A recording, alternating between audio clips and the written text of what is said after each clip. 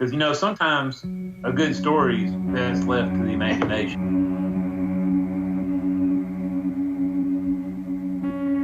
Episode 6, Al Capone and the Magical Mystery Tour.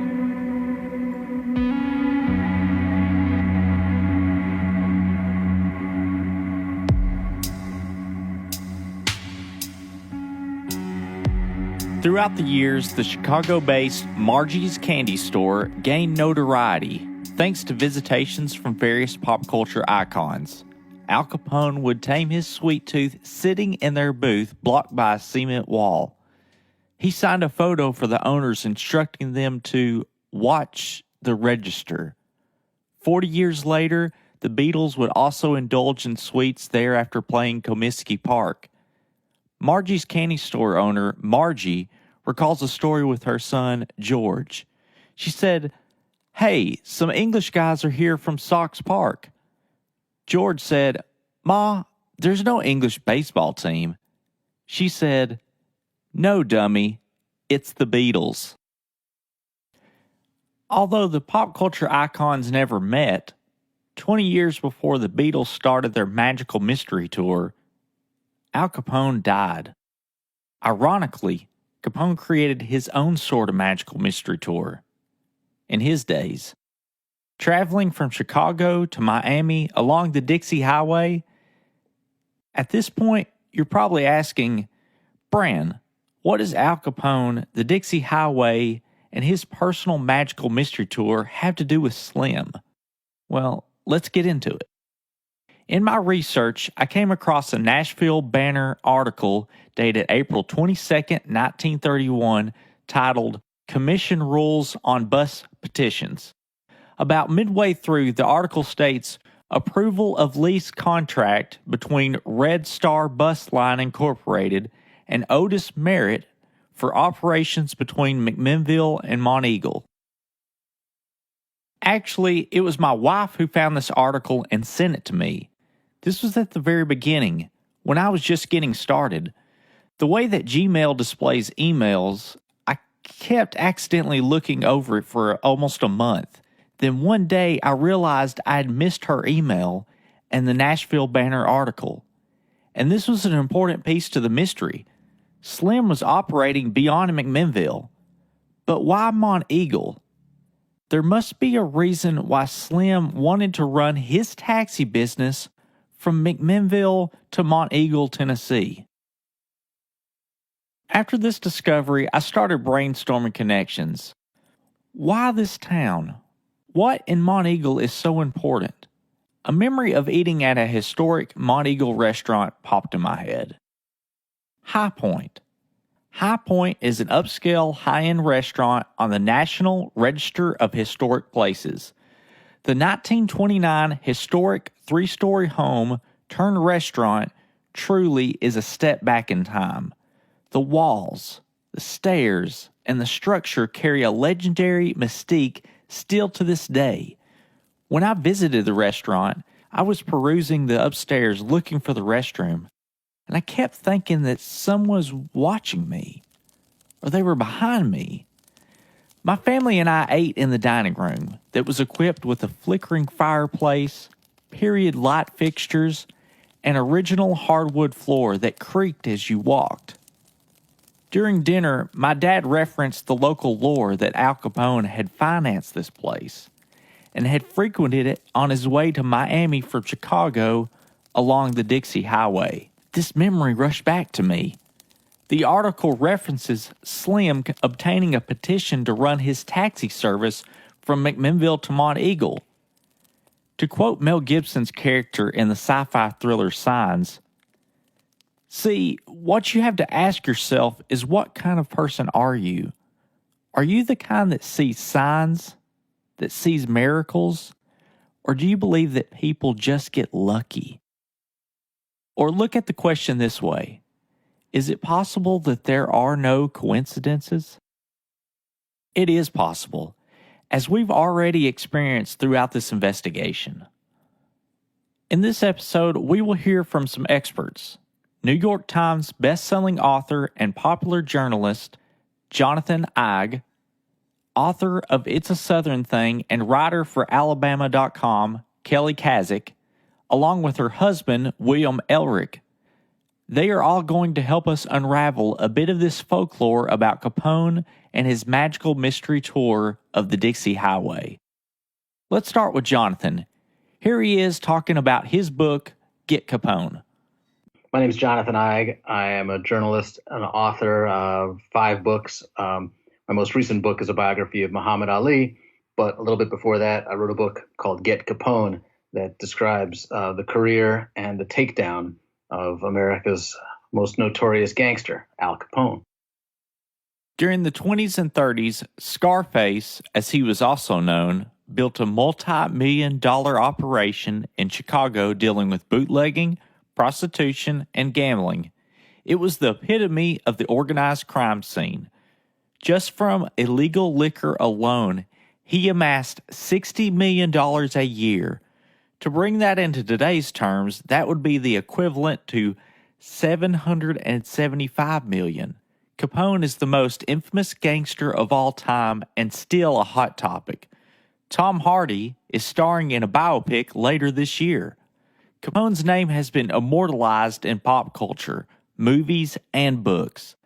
This might explain why he loved the spotlight, even though his mentor, Johnny Torrio, told him that running illegal institutions meant keeping a low profile.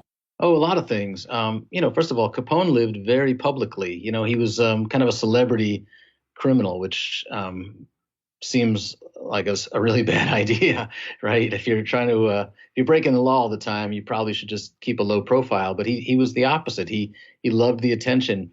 So he would give interviews to reporters. He would pose for pictures. He wasn't in hiding most of the time, which also means that, if you're trying to find him and you're trying to track his trail and see if he came around your neck of the woods, there's a pretty good chance that he would have left a record of it. So this means that there should be some type of paper trail up and down the Dixie Highway. Yes, he owned property in Miami, and we do know that he drove at least a couple of times from Chicago to Miami and back. Back then people didn't fly very much, so he was definitely driving, and he made that trip a couple of times. So we don't know exactly where he stopped. We don't have records of where he stayed on those trips, and we definitely don't have any record of him putting down roots anywhere and staying someplace for weeks or months or vacationing. There's a lot of talk that he spent time in Hot Springs, Arkansas, but I've never seen any proof of that even. So I always tell people it's possible. I'm not saying it didn't happen, but it's hard to prove. It may be hard to prove, but it can't be impossible. These gangsters, and not just Capone, but in every city there was a bootlegger, and in every city they were famous, and the newspapers loved this stuff. It was great copy, and especially in Chicago where you had 5 or 6 terrific newspapers, and they were competing for stories. The bootlegging world made for great copy, so reporters were killing themselves for these stories, and if they had a chance to interview Al Capone, they certainly did. And when he traveled, we know that when he was in Miami, reporters were approaching him all the time. When he was in Los Angeles, same thing. So if he came to any kind of town that had a newspaper, word might have gotten around, and those reporters would have sought him out. So I think we've learned that apparently there are plenty of stories, and most of them are just tall tales. Now what we've got to do is put these stories to the test. Monteagle has plenty of those stories. But let's turn to our next experts. Listen as Kelly and Will tell us their experiences and some of the history focusing on Al Capone and Monteagle. Oh, that's great. Well, what's fun to me is, it's really fun. We'll ride around and we'll come across a place.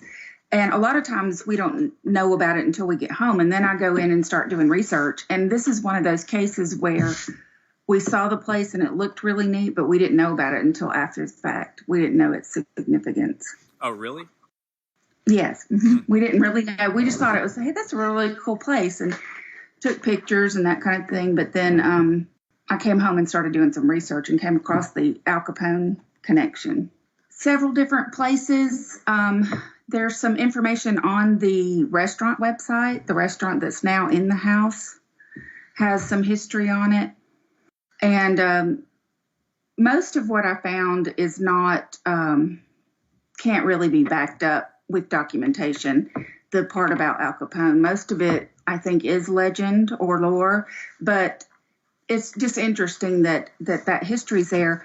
One historian from a local historical society wrote that none of Capone's biographers mentioned Monteagle except one in passing. And this is Will speaking. So I found one that wasn't a biography of Capone at all. He was just mentioned in a book called Mountain Voices, Right. which talks about the history of that area. But none of his biographies mention the connections. Just to keep everyone updated, here's an article to clarify some of the persons and places we reference. Rumor has it that the big man from Chicago built a house for Irene. Big Al Capone, that's the man who made his journeys from Chicago across this mountain through our little town of Monteagle on his way to Florida where he had another home. Some whispered that he was Irene's lover. He was nearly 15 years younger than she. But would that have made a difference to the big man or to Irene? At some point in time, Irene had married William Dixon, but I can find no one who remembers him. One source told me that Irene had married 3 times. We are talking about the period of Prohibition when alcohol was at its greatest demand, and Capone was infamous for his gambling, prostitution, and whiskey businesses. Was Irene's house his choice of lodging when he came to the mountain? Or was this just talk? Was there something sinister about the goings-on in the big house? Somehow all the Capone writers thankfully missed our little town in the pages of history. I had the pleasure of having a conversation with local journalist Jackie Lane Parton. Her article about Monteagle, the Maybes, Capone, it struck me, so I tried to get an interview with her. While she didn't want to be involved in an interview, she was still willing to talk off the record. Most importantly, she still stands by her work. Now back to the conversation with Kelly and Will. I explained to them my grandiose theory about how I thought Slim was potentially running Moonshine for Capone, either directly or indirectly. This is what they had to say. Well, it's interesting enough just that he was running Moonshine, but it's really fascinating to think he was connected on that level. It's a quite plausible theory also, though. Right. Well, and the thing with what you're dealing with is, finding records of illegal activity, and that's not easy to do. So I can see you have quite the project on your hands. Before we discuss what exactly occurred at High Point in Monteagle, there are other stories of Big Al in and around Monteagle. And it's funny, the known documentation about Al Capone being in Monteagle didn't come from Maybe at all. It came from a man named Pewter Garner, who was working in the field with his team of oxen and saw this car run off in a ditch. So he goes down to pull the car out, and the stranger offered him money and said, "We don't take money for helping people in trouble." So the stranger in the black Cadillac gave him a pewter cigar and said, "My name's Al Capone. Call me anytime." And it supposedly really was Al Capone from a book called Mountain Voices. And supposedly it was a big thing in the town that the local barber, Clarence Sherher, cut Big Al's hair when he was in town. Yes, there are other stories about Capone being in Monteagle, but the restaurant, High Point, that I ate at was the epicenter of Capone-centered folklore. Because before it was a restaurant, it was Irene Maybe's house that Al Capone supposedly financed. But, when you go to talk about Irene Maybe, several places say that she and Al Capone were having a relationship, that she was his mistress. He actually built the house for himself, but gave it to her because she was there. But she was 15 years older than he was. And even before, when they first built the residence, people in town thought this is not a place for local. This is a place for out-of-towners. And she supposedly drove a black Cadillac, which for small town mountain Appalachia, Tennessee in the 1920s is very questionable.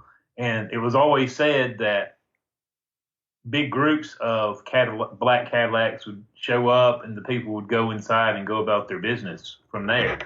It's interesting too that the Mabby family were supporters of the temperance movement, so that makes the whole thing even more interesting.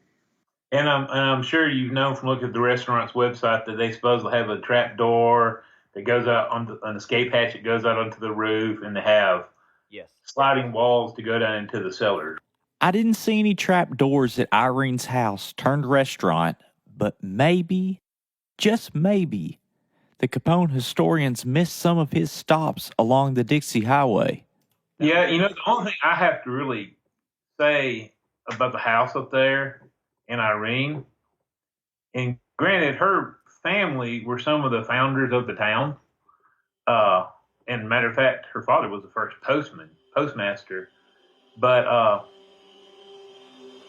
if you don't have someone on the outside funding this massive house being built, how do you do it in rural Appalachia, Tennessee?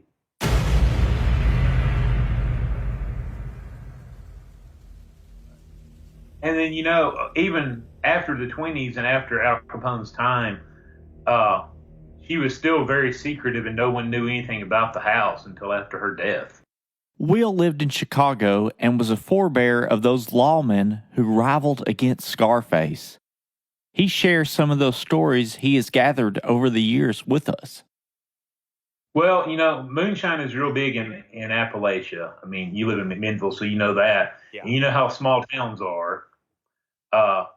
But, initially when he tried to get all of his whiskey brought down from Canada, he runs into all kind of different jurisdictions and stuff that would cross the federal government more so than he running from state to state. So it makes sense, being a large businessman, that you would have all these small suppliers that could supply the rest of the country from an area that gives good logistic transportation between the Southeast and Chicago. And, a lot of the lawmen left moonshiners alone back then because they were so far in the hills and, they were isolated and they just let them do their thing. So Will used to work in Chicago. Oh, really? So he knows gangster lore from there, too. Yeah, I've got actually quite the different little things of Al Capone throughout different parts of the country. But I used to live near Michigan City, Indiana, which Al Capone also had a house there. And supposedly, if you looked at his house from the aerial view, it was shaped like a .45 pistol. And there was also a very neat Al Capone urban legend, is that he had brought down a bunch of Canadian whiskey and he hid it in a cave on Lake Michigan because Michigan City's on the lake. And the cave, 3 months of the summer, you can access it by land, and the rest of the time it's flooded with water. And it's whiskey supposedly still buried in that cave. It's supposedly somewhere around where Indiana Dunes National Park is now. I worked in Chicago, but I lived on the Indiana side. Oh, okay. He was a police officer. He had a vacation home in Michigan City, or I don't know if it was a vacation home, but it was outside the city home. But I was pulling up a picture of his house in Michigan City on Northmore Trail. Okay. And it's a revolver-shaped house. I was excited to learn that there are plenty of stories about Capone in Tennessee. But as you just heard, there's stories all over. Right. And, there are at least several different instances that Al Capone was mostly known to be in Tennessee, in the town of Franklin, in Monteagle, and also in Johnson City, Tennessee, all claim fame that Al Capone was there. Johnson City being because they were the big rail line that would connect Chicago and Florida. Franklin because it would be on the way from Chicago to his home in New Orleans. And then Monteagle for the same reason that it would be en route to Florida. From Chicago. And also, even here in Alabama, we have history of Al Capone. We actually had a Madison County Sheriff's deputy who was killed intercepting a Moonshine delivery one night coming in from Tennessee that was rumored to be from Al Capone's organization. Oh, wow. Because we're located right near the Tennessee line in North Alabama, so. Who knew there was Moonshine coming in and went out to intercept it and was killed. You know, come to think of it, I do remember my granny telling a story about Capone being in McMinnville. Yeah, I remember. I always heard he stayed at the Sidbury Hotel. I just heard that. Of course, it was just on Main Street. It was beautiful to walk inside. I just walked in it one time, but it was absolutely gorgeous. But it was up from the Park Theater on the corner there. But that's just something I heard, that's where Al Capone stayed. The Tennessean even mentioned the occurrence with Big Al in the little town of McMinnville. Constructed 113 years ago as a shelter for refugees from the fevers plaguing the lowland South, the Sedbury Hotel at McMinnville attained national fame largely on the strength of Southern cuisine, which has never skimped a bit. The Sedbury Hotel in McMinnville, renowned far and wide for the excellence of its table d'hôte, is just about the last commercial stronghold of old Southern charm and cuisine in this part of the country. Its fried chicken, country ham, and pecan pie have brought peregrinating celebrities miles out of their way and has received an immoderate amount of publicity for an establishment of its size and location. One Sunday before Thanksgiving, Al Capone and 2 bodyguards, traveling in 3 identical gray Packard coupes, stopped in for dinner and went unrecognized until Capone chose to identify himself to Mrs. Sedbury when paying his bill. Still a Stronghold, written by Bill Holder in 1948.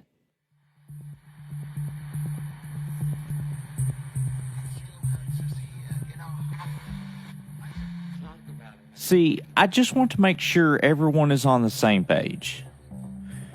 We have confirmed stories of Capone around Monteagle and even McMinnville. Slim's taxi ran to and from the 2 cities. No coincidences, remember?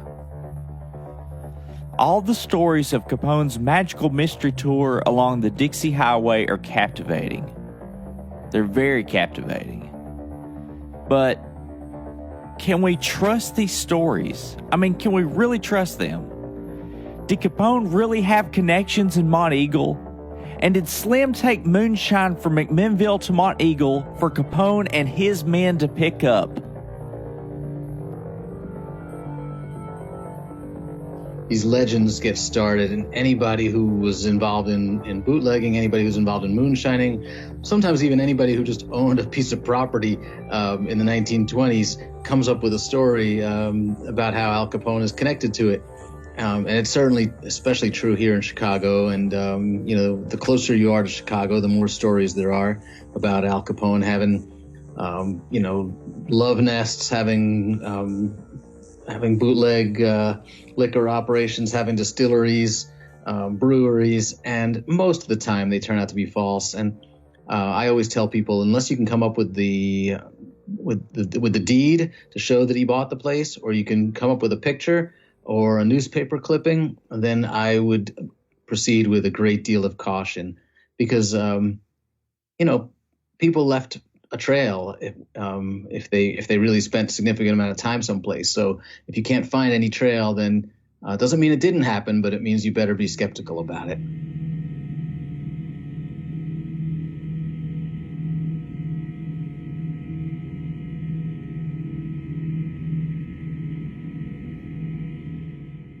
Take a minute to listen to a word from our sponsors.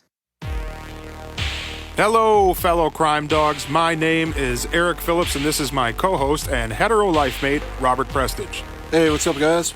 We are here to tell you about our true crime podcast, Find Me in the Dark. Find Me in the Dark covers all things true crime: mass shooters, serial killers, spree killers, one-off murders, family annihilators, missing persons, kidnappings and cold cases, and many other insane stories.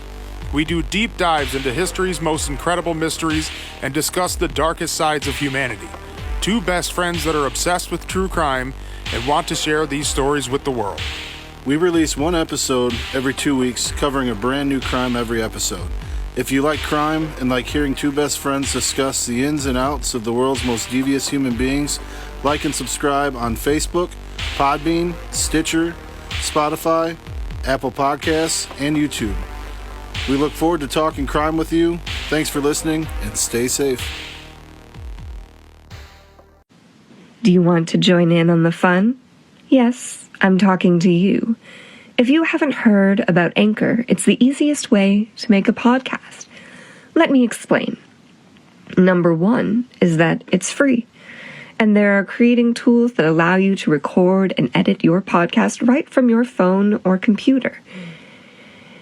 Anchor will distribute your podcast for you, so it can be heard on Spotify, Apple Podcast, and many more. You can make money from your podcast with no minimum listenership. It's everything you need to make a podcast in one place. It's a one-stop shop for podcasting. Don't delay. Download the free Anchor app or go to anchor.fm to get started. Do it right now. Now back to the Moonshine, Murder, and Mayhem podcast. Here's what's coming up next week. You know, there are many stories from this area that are very similar to yours. So people back then, they called it Shotgun County. You know, until recently, Cannon County. You know, this area, rural areas in Tennessee were shotgun counties.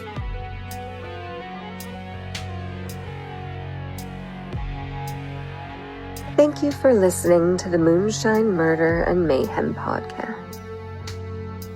If you have any information, please contact us at moonshinemurderandmayhem@gmail.com or message us on the Facebook group